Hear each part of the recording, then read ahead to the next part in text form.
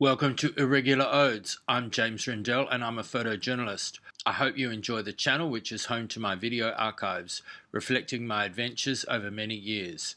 I post about my travels, community interests and my cats. Please like, share, comment and subscribe, and go to the website carearwen.org to see photo archives. This video is an edit of an interview that we conducted with Nic Papalia about dingoes. We're re-editing it and I'm including some new information about another site to complement Nic's story. Jen Parker, who is mentioned by Nic in the video interview, is on Facebook at Aussie Canis Dingo. And at Aussie Canis Dingo Day, we are passionate about dingo conservation and research dingoes. This is for anyone who wants to learn and be a voice for all dingoes. We educate about dingoes and their importance to our biodiversity to bring about change and protection for all Australian dingoes and to ban the use of 1080 poison baits in Australia. And this is Jen's Facebook page. As you can see, there's pictures and information. Jen says, I often get people asking me what to write in an email to our environmental ministers and parliament members. And this is a copy of an email she sent. I'll let you read it because it's quite long. The banning of 1080 baiting and other inhumane control methods such as trapping, especially steel jaw trapping, non-lethal management tools, particularly livestock guardian dogs, should be encouraged to empower communities to transition to a sustainable pastoralism. So that's the letter. So come here and contact Jen and get involved and help lobby to continue to help save the dingo, because apparently the dingo still needs help. This is something that all Australians can get involved in.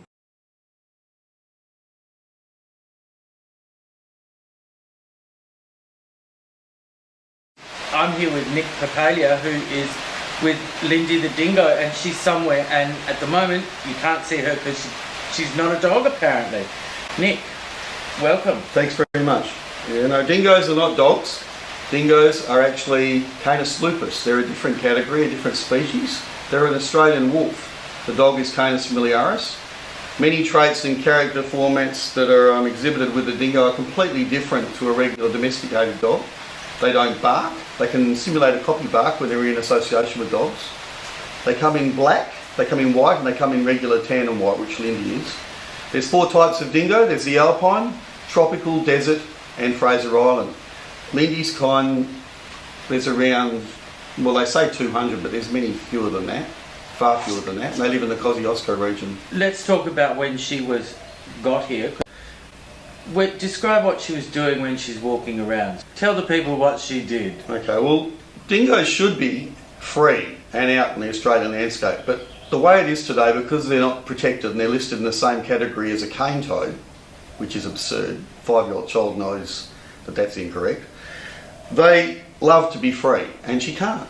She's an older girl, she's 12 years old, but she came around the property and the first thing she did was scout around doing her patrol to see if there was any way she could find an opening or an outlet to escape. It's just the way of a dingo. They see humans as the keeper.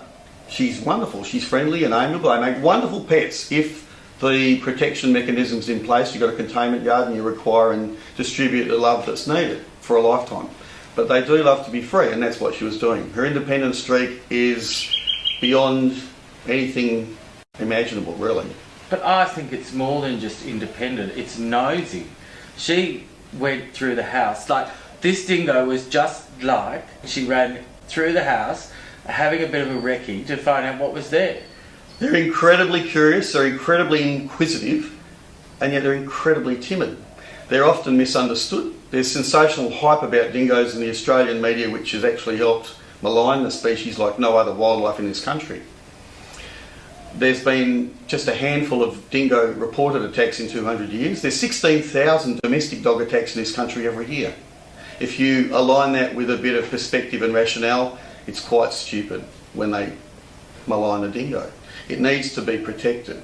The dingo's mentality is amazing. Their brain's 30% larger than a regular domestic dog. They use cognitive thinking all the time. My friend Fiona Byford had a white dingo, Jasper. There was a hose watering the trees on the orchard, and Jasper used to take the hose and move it over to the dry clay, because he knew if he picked it up with his paw, which they can do, dogs can't do that, and moved it across to the dry clay, he'd water that clay so he could dig it in. They don't just dig holes, they use their head like a shovel, not like the paw movement of a dog. And the den isn't just a hole, it's my body length in depth where they'd go down and they'd have their puppies there. They're constantly using cognitive thinking. It's a daily performance. They think clearly. It's amazing. I've got so many experiences with Lindy over the last decade and a bit that prove that to be reality. Brad Smith's a scientist in South Australia, and he's filmed Sterling Dingo. It's actually on YouTube if you look it up on the web. Where Sterling Dingo. We'll put the link here. All right. If you send it to us, it'll be here. All right. Brilliant.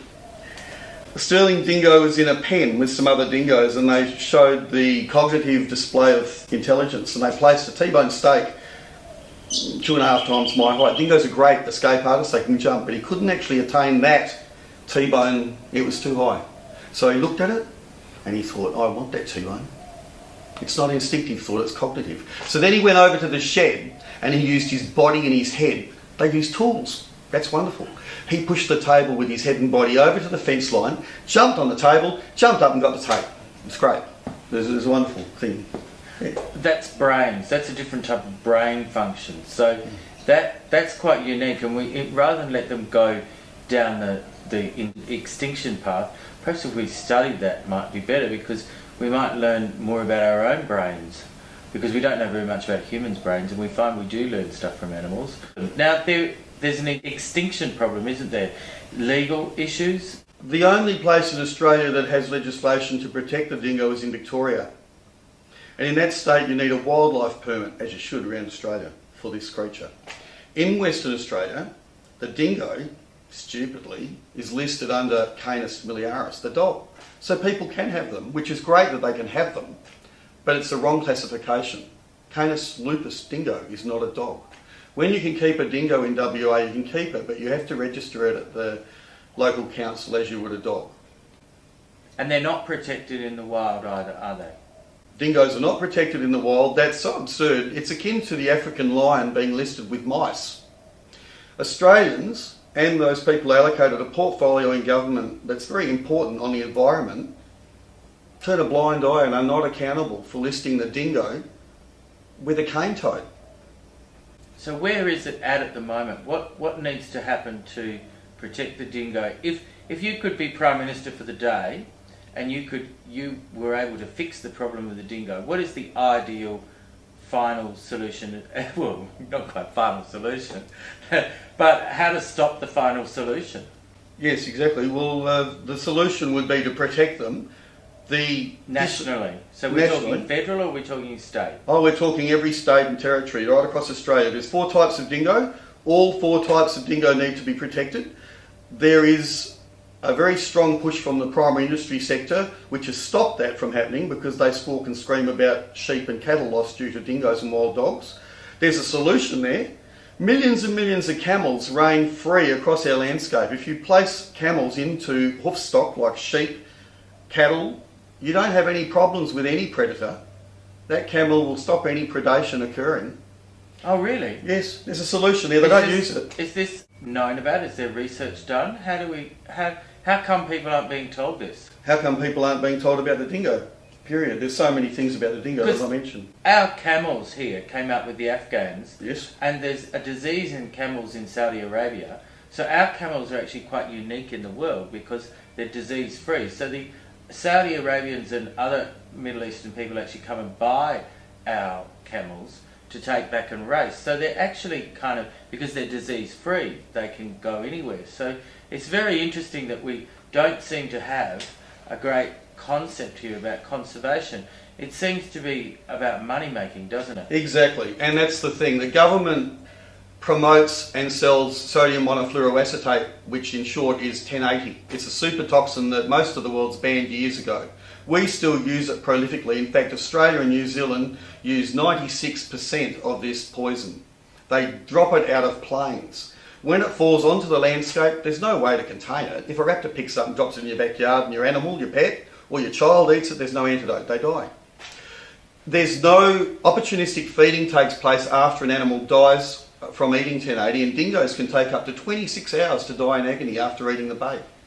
The people that say that they are orientated around conservation have in the past until now turned a blind eye and ignored this subject. It's horrendous. When the animals that have died from eating the poison 1080 happen and they remain as a corpse littered across the landscape, opportunistic feeding takes place from many birds and animals. All of them die because the resin levels rise up to 1,000%.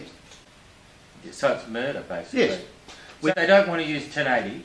Can they use something else, or can they? Is there another way to, like, you see stories about the Buddhists in Tibet, and they talk. You know, there's a story there about them when they were building a house and they were getting all the little bugs and they take them out of the way because they're so concerned about life. Is there a way to mitigate against this need to use 1080 poison and control the wild cats? What exactly, and what the dingo does, the dingo is the most important, possibly, of all Australian wildlife. It is Australian by every definition and by law in Canberra. It states in Canberra that every animal and bird on this continent before 1400 AD is Australian by every definition. Now, the dingo is also sacred totem and part of the Dreamtime, but it's sacred totem to the many tribes across Australia that are Aboriginal. The Australian government signed a treaty, which is in breach, with the United Nations to protect and support the Indigenous aspects and identity of those people. They disobey that by killing the dingo. 1080 is horrendous. If they let the dingo stay as it is, in a family hierarchy without being disturbed, there's usually 2 alphas and there might be 6 or 8 dingoes in that pack, and usually the 2 will just breed and the others will become surrogate parents for those puppies. When it's not disrupted and the alphas aren't killed, no dog can come into their area. They're very territorial and they'll kill anything that comes into their zone. They take care of everything in the ecosystem. They're the top lion king of Australia. They stop the fox and cat problem getting out of control, which in turn looks after the bilby, the numbat, the quoll, the malleefowl and many other Australian wildlife. If you take the 1080 baits and drop them there and you kill them, you kill the alpha, what happens in the family structure, it's a catch-22 situation, which happens to be that anarchy and chaos takes place after the alphas are gone because there's no discipline. They'll run amok, they'll kill sheep. It's a human catch-22 creation. The Ochre Project. Tell us about the Ochre Project. The Ochre Project, long overdue. The Ochre Project came about at the very beginning of this year after the decimation of the Fraser Island dingoes plummeted from, we've just watched it over the decade, the people that are assigned a duty of care with those particular dingoes in a supposed World Heritage Reserve have been busy killing them for 10 years. The population 10 years ago was around 1,000. Today it's less than 70, although Durham officially states that the population is 200. Still criminal. The Ochre Project came into place at the beginning of the year after a camp dingo named Inky, who was icon and totem to the Butchulla people, custodians of the Fraser Island location, was killed. Lots of us had asked that animal be saved. Whenever there's a foolish person or a human shortcoming or a misunderstanding about dingo behaviour, it's sensationalised in the media. And those who should have a sense of duty and care for animals inside a World Heritage. I don't know of any other place in the world which has a World Heritage where the particular carer is assigned a duty of care, run around shooting and killing the animals that he's supposed to look after. Anyway, after Inky was killed, Jennifer Britton Parkhurst, inner wisdom, created the Ochre Project wall. We've been going strong and we support not only the Fraser Island dingo, you can't support just one and not any of the others. It's a contradiction to do that. It's akin to saying, well, we'll give up slavery in Britain, but we'll keep it going in the US. You can't do that. You must support all dingoes. They need support. So there's a day on the 20th of October. Is that It's is actually that the one, 20th of October? That's a Dingo Day. That's on the East Coast, and Jen Parker and Lee are doing that one. But the big day is next year. The big day is in July 2014. After the election. Yes. Lee Shannon will be walking with Dingo Jack from Darwin to Perth. And that walk is a long walk. It's probably going to be about 6 months, but many of us will partake over, I can't walk for 6 months, but I can hopefully participate in that event. And if Lindy's around, I hope that she's still alive. The old girl will be on the walk, but hopefully behind a glass mirror looking outside of us in air-conditioned comfort. But being a part of that program, we want to highlight that the dingo is not just a warm, fuzzy story, which is always what they ever produce in the papers. All the facts are edited out, so no one ever learns anything and knows nothing. Yes. And that's what we want to change. So, and we're going into their country too. Like with the Fraser Island dingoes, it seems to me that if you're going into there, like we swim in the ocean with sharks, you know, we have to respect that it's not our territory when we go into those places, and we have to kind of behave with a bit of caution. We don't go swimming in crocodile rivers, so with that Fraser Island, perhaps there should be better management of the people, rather than the dingoes seem to be a bit overmanaged. Exactly. They should actually, I think they are actually distributing leaflets upon arrival onto Fraser Island to the tourists. Oh, a pamphlet. We like pamphlets. We all know how useful they are. And then pamphlets. We're always asking for pamphlets. Here's a pamphlet. Yeah, we love a nice pamphlet. Politics, it's the Australian Justice Party.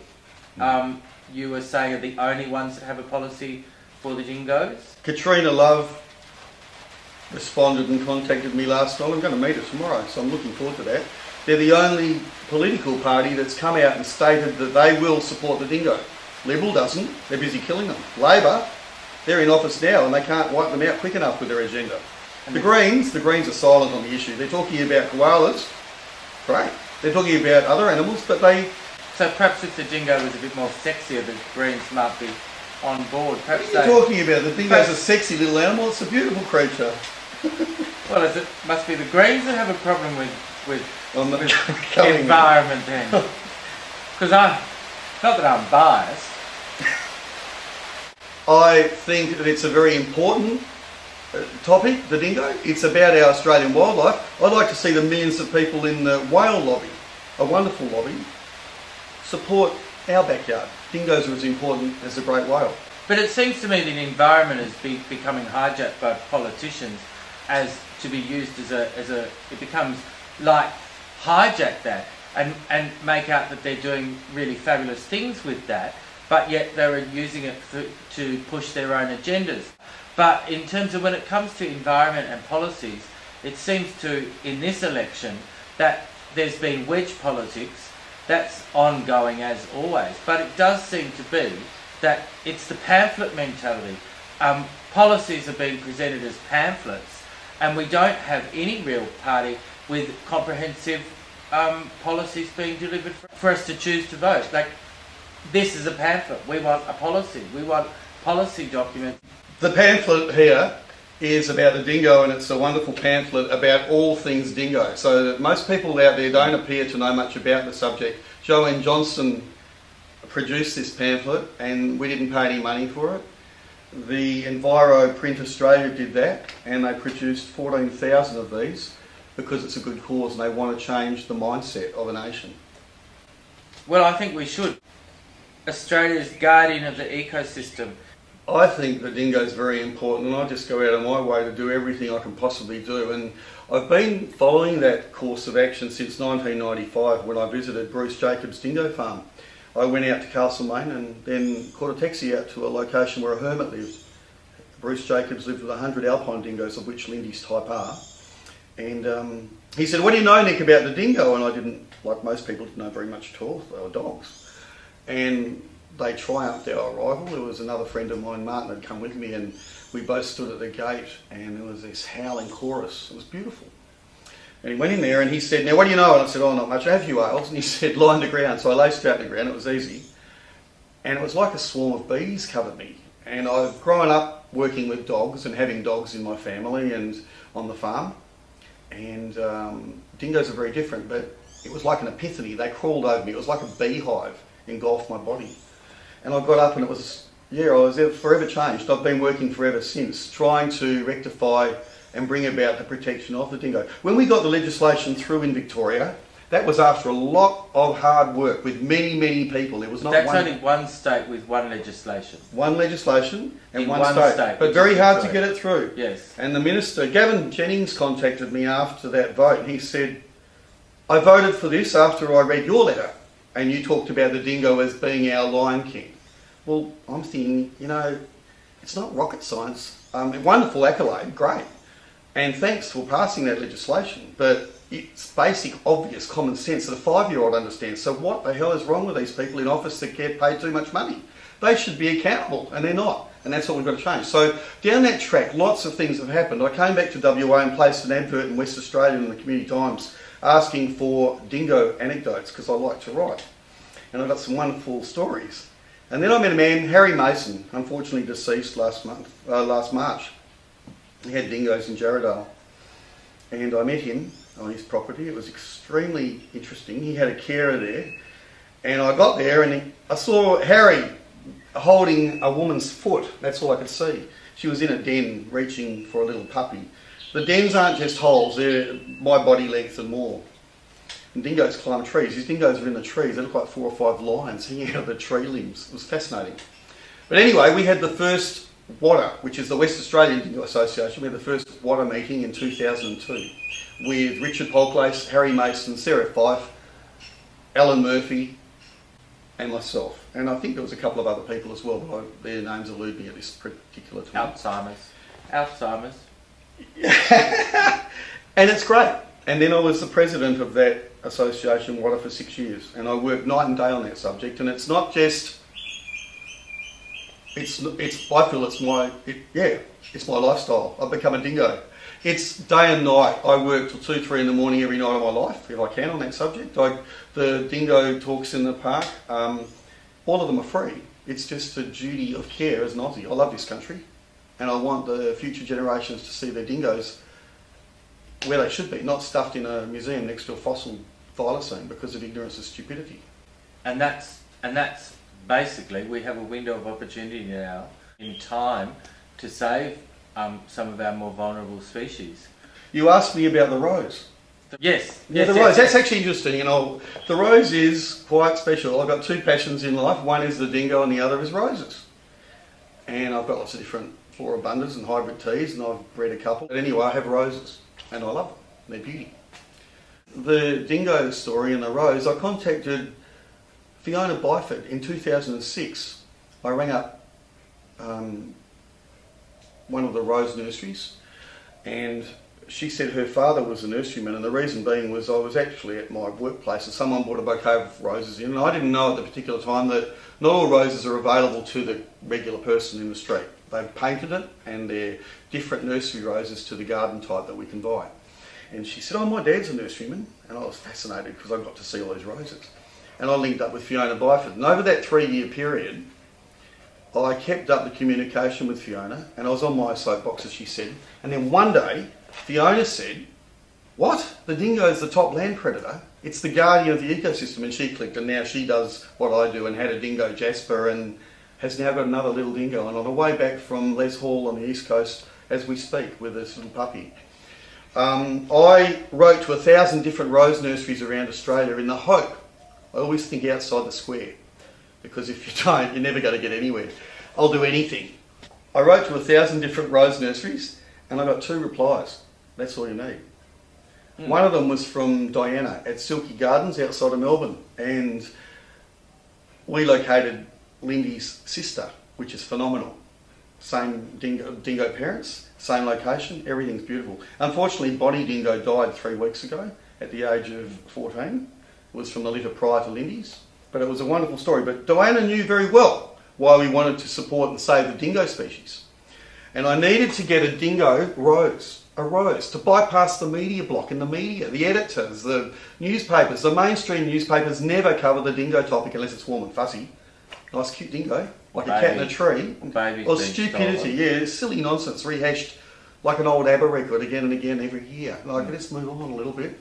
When tragedies happen, as they did and have done, through that particular Chamberlain case, that's horrific for the family, but it hasn't done any good for the dingo species to be demonised, that's completely ignorant by anyone who does such a thing. Why would you demonise the entire species? It's like killing all the lions in Africa because it did what it does.